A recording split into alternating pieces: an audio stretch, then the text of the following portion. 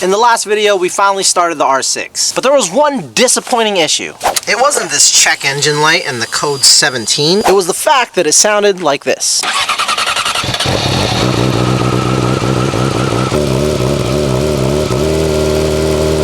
Like a complete Jigster, so let's go ahead and change that.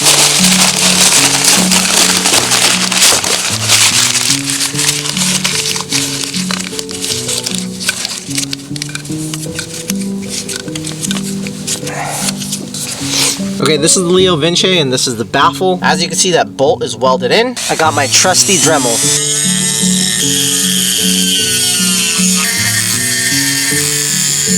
So like 30 minutes later, and trying different ends on my Dremel, we got it to snap. I didn't get to record it, but it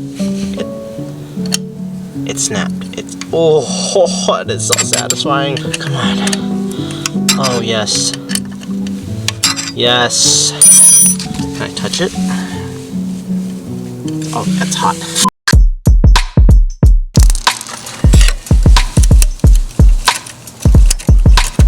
Oh, yes! Ha ha ha ha! We got it! Oh my god!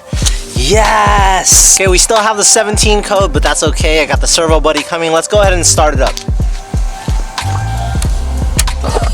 There we go.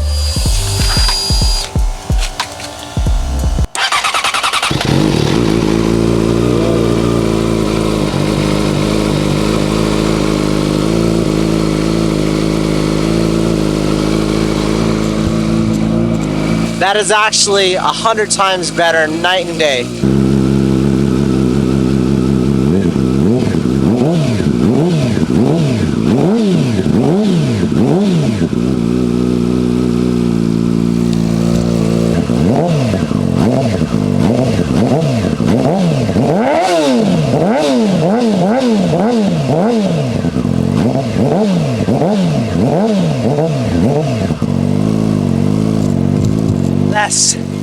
That sounds insane!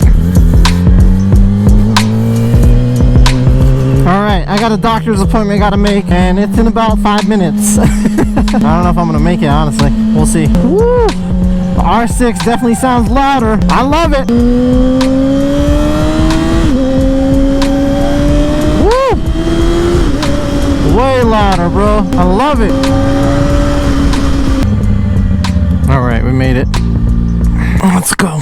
Okay, I just got out of the hospital. Doctors. Same thing. Blood and urine. I had to get another blood test. I actually like watching the blood come out of my veins. Pretty much the same thing that happened in September without the CAT scan. I got a CAT scan in September. Nothing. My blood pressure's fine. They're gonna test the blood. Nothing happened in September. I don't know what could change in November. But I do need to go see a urologist. Just want to make sure nothing is causing these kidney stones that's out of normal, I guess. I don't know. I hate coming to the doctor because they always tell me I'm fine. Clearly, I'm in freaking pain. At least we got that baffle out. That thing was freaking annoying. But now it sounds less like a Jigster.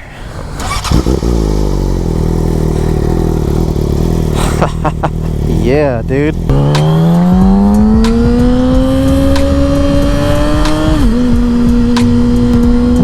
The torque on this bike is insane, dude. I've been spoiled by having a gear indicator, and this one does not have it. Obviously, I don't like the R6 enough to really know what gear I'm in just by the sound. Hopefully, after a while, I'll know. Like right now, I think I'm in second gear.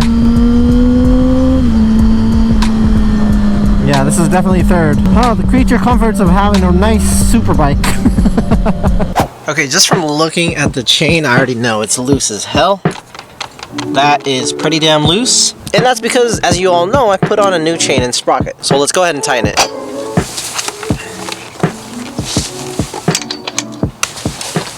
It's pretty much happened to every brand new chain I've installed, and this bike is no different.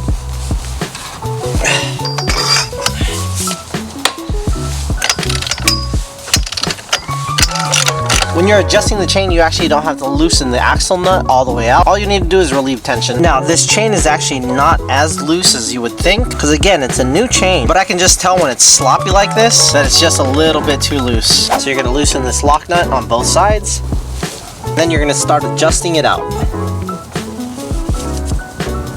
Again, making sure you do the same thing on both sides. Now that is much tighter. In fact, it may be a little bit too tight. So I'm gonna go back and adjust both sides just slightly back in. Now see if you can tell the difference when I slap this from the bottom. You can just tell that there's a lot more tension there than before. Now I'm gonna lock my nuts.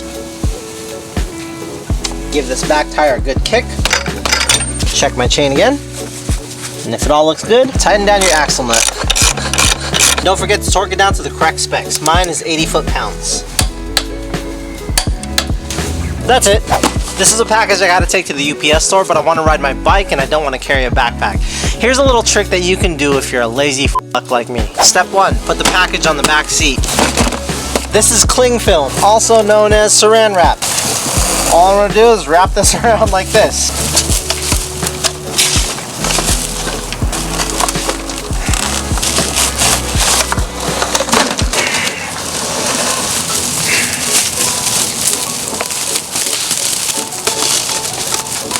Now when you do this right, it will survive.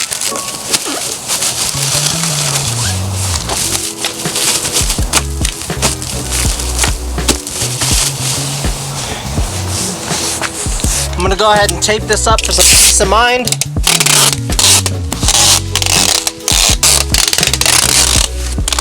Now let's go see if she survives. A lot of you guys are always wanting to know, like, where did I learn how to work on bikes? Well, I crashed my very first bike doing a wheelie, and you know, the rest was history. I fixed it back up. I eventually had to, like, you know, find the courage to work on my own bike. It's a little intimidating at first, but I came from cars. I know how to turn a wrench, lefty loosey, righty smitey. Everything is on the internet. Back then, I think we had a little bit of YouTube, but honestly, working on motorcycles is really not that hard. I thought changing tires, especially with the Rabbit Honda, was gonna be really hard, but it's actually pretty damn easy. If you wanna learn how to work on your bike, I suggest you do it. It's really fun. You learn a new skill, and maybe you can help somebody else out. It's kind of why I started doing these, like, short maintenance tips. One, I got tired of like a 15-minute oil change video. And then two, it's like a lot of that information could really be summed down in like 90 seconds. Yeah, this bike is just alive, man. I love it. The ECU flash, the full exhaust, it really woke the bike up. It gave the bike exactly what it needed. Just a little bit more torque and a little bit more horsepower and a bit more mid-range. I love it. If you still have the stock ECU on a stock exhaust R6, you're missing out. You should definitely get it flashed, and I highly suggest the full exhaust. I never do, especially not on a liter bike, but if you own an R6, whew, highly suggest it. See if I can pass this f***ing bus. I hate being behind buses.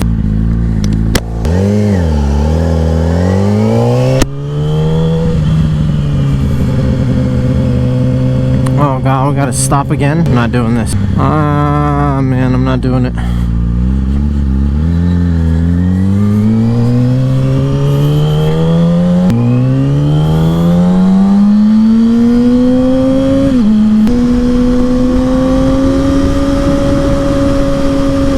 Woo! This bike is so much more loud, bro. So much louderness. So loudest. Ace is the place where the people get stuff. Oh, military veteran parking. Thank you so much. Ace is the place. Would you look at that? It's still here. Take this out. We need to find a trash barge. A trash barge. Okay. Could I just drop this here? Or? Yeah, is that USPS or UPS? UPS? Oh, do you want your tracking? Sure. Do you have a garbage? Thank you. Normally, if it's busy, I could just drop it off here. Yeah, so the orange tote, that's for USPS, but the blue totes are UPS. Oh, perfect. Thank you. Oh, man, look at that beautiful motorcycle. Holy snaz. At first, I wasn't sure how I would like the Leo Vinci, especially that end cap, but looking at it now and walking up to it, it is beautiful titaniums. Oh my gosh. Does not sound like a Jigster anymore. Let's go.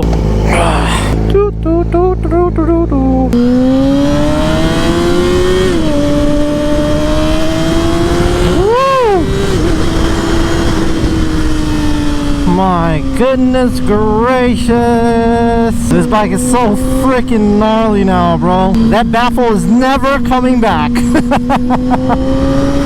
Oh yeah, FedEx is here. We got a delivery. I wonder what it could be. Check engine light, brighter than my future.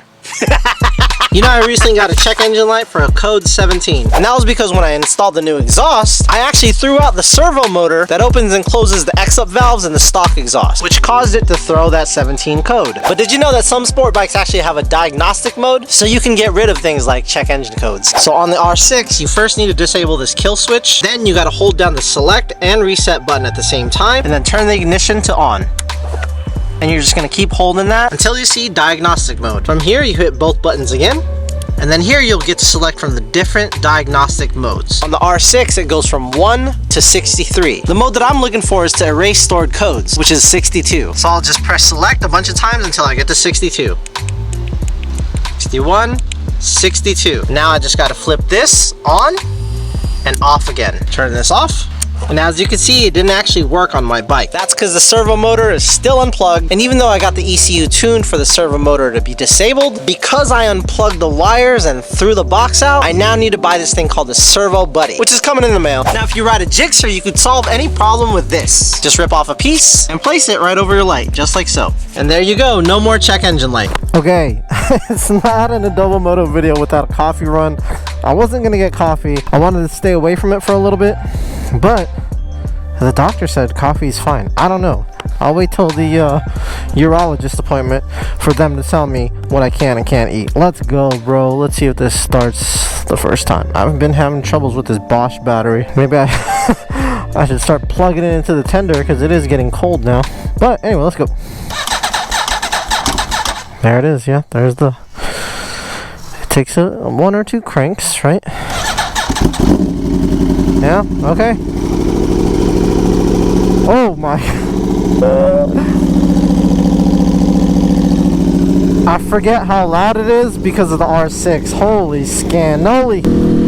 It's always strange riding another bike one day and then the other bike the other day. I feel like I have to get used to one and the other, and then it just gets really freaking confusing. I definitely do less shifting on this bike though. And it is a lot heavier. Like, the weight difference, super noticeable for sure. I love the noise that this bike makes. Somebody told me I'd get annoyed of it, but I haven't. That's just the squid in me. Hands-free as always. Look at that. This chip reader on these gas pumps are a game changer because I don't have to take my gloves off anymore. It's really nice. 3.5. Oh god, we're coming up. We're coming up. I better hold on to this. Oh golly, I thought it wasn't gonna stop. 3.976. Not bad. Yes, let's go. Even like the friction zone on this bike is completely different from the R6. The levers are different too. R6 has shorties, which is really annoying. I hate shorty levers. Not so much on the brake, but on the clutch side, I like a full-size clutch lever. Yeah, I like it nice and long. Oh, well, here's the coffee spot. Let's take some time to appreciate the Aprilia RIS4. Oh my god, dude. My wife's like, stop telling people you're gonna sell the bike. I'm like, yeah, maybe I should just keep it. It's a beautiful machine. They're never gonna make this bike ever again, not the way it is. Literally the last year before the LEDs. And they only made this specific color. And you know the story, you bums. Let's get a rev. Oh. Gee whiz. Alright, let's get some coffee. So like trying and learning new things is really what got me to where I am. How I got into teaching was when I was in college. I learned as much as I could while I was in class and while I was out of class. Nobody wanted to hire me as an intern, which was interesting because internship is free labor. Or I probably just didn't try hard enough to get a job as an intern because I had a family. I wanted to get paid and not work for free. And without a college degree, it was a little difficult. But what happened was I started my own business in my senior year of school. I ended up hiring 2 of my classmates, and I got as much experience as possible. 1, running a business. 2, trying to figure out taxes. 3, hiring employees. And then 4, like doing the job that I was trying to learn in school, which was marketing. And the fact that I took graphic design, and I dropped out obviously, but I took the things that I learned from graphic design school, things like creating designs, photography, video editing, that kind of stuff. And that ultimately led me to YouTube. But it's hard when YouTube is not paying you. It's hard to dedicate 1,000% of your time and effort into something that's not, like, you're not seeing a return like right away. The things that I know now about business, I applied to YouTube in this last year, and I really took a leap of faith and I jumped in and I went all in. Now, if I hadn't learned all of these things over the last 5 years, I wouldn't have been able to grow this channel as quickly as I did this year. Here's some of the mistakes that I made. 1, buying way too many motorcycles. That money could have gone to paying regular bills and me not working for other people and just working for myself. If I had extra money, $20,000, $30,000, $40,000, that is enough to hold me up for like 6 to 8 months. In that time, you're going through that money, right? You're spending it on bills. Like, just strictly put that on bills while you do your side hustle, and you turn that side hustle into a full-time hustle. Okay, this part is important. It's called the runway. When you're starting a business, any business, it could be YouTube or whatever the hell it is, you want to have a good runway, money. And that money is for bills. Your regular bills, like your phone, your mortgage, your rent, food to eat, gas, just all the bills that you need to survive. You figure out what that number is every single month. And then you multiply that by however many months you need to work on your business. That time and money is called the runway. So for instance, if you needed $3,000 a month to pay all your bills and you had $9,000 in cash, that means you have about 3 months of runway. They call it a runway because at the end of it, your business either takes off or falls right off the cliff. Here's what I learned in business, right? Nobody knows anything. The smartest person in the room is not the person who has all the answers. It's the person who has the most resources to get the right answers. And I feel like with the internet and a little bit of brain power, you can really do anything that you want. You can learn anything that you want. The thing that's stopping people is always themselves. That's what I learned in business. Happy anniversary. Oh, babe, I thought we weren't getting each other anything. It's nothing huge. What are these? Oh, this is so cool. Yeah. What? Those are cool. These are so cool. These are so cool. These are awesome. Where'd you get these? That's a store. That's cool, right? There's 2 different ones. Is this a bobblehead? I don't know what it is. It looks like one. I don't know. I figured you could display them. This is so cool. Your other stuff. Thank you, babe. Yeah, you're welcome. Thank you. Look. Too scared? It was another Talaria Stinger. I had to pick another one up.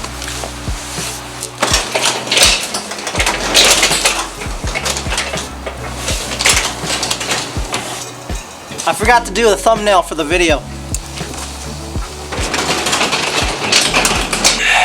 It's Thanksgiving today. I just want to thank you guys again for watching my videos. If you've ever sponsored a video this year, thank you so much. Tannis Armor was huge for us. Scorpion helmets, that was cool. They didn't pay me, but I got to give away helmets. All the e-bike companies that sent us e-bikes. Luna Cycle, huge shout out to you for sending me Talarias and Surons. Huge shout out to Insta360. We're doing another campaign with them. They loved what we're doing. So Insta360 is going to be part of a double moto, as well as Progressive Motorcycle Insurance. We're doing another campaign with them, so I appreciate your love and support. I hope you all have a happy Thanksgiving, Turkey Day, Colonizer Day, whatever the hell you want to call it. Don't think about the negatives, man. Just stay positive, ride your own damn ride. A double moto is as much ours as it is yours. Again, you motherfuckers are awesome. Lastly, everybody who is a member of my page, I appreciate you guys for signing up. It's only $3 a month. It pays for things like my coffee. Actually, that's all it really pays for, and that's cool. This guy, liking it. His name's Jacob. He's a subscriber. He's my homie now. We met up in Tacoma. Super chill dude. He won the gloves from the last 0 to 1,000 pick a number thing. I'm gonna post again in the community section. Pick a number from 1 to 1,000. Whoever comes closest, doesn't matter if you go over or low. I'm gonna send you one of the rider hoodies. Not this one. Well, I mean, I'll let you pick a choice. You could do the packable or you could do the hoodie. Whatever color you want, it's on the website, adobemoto.com. Love you guys. Happy Turkey Day. See ya.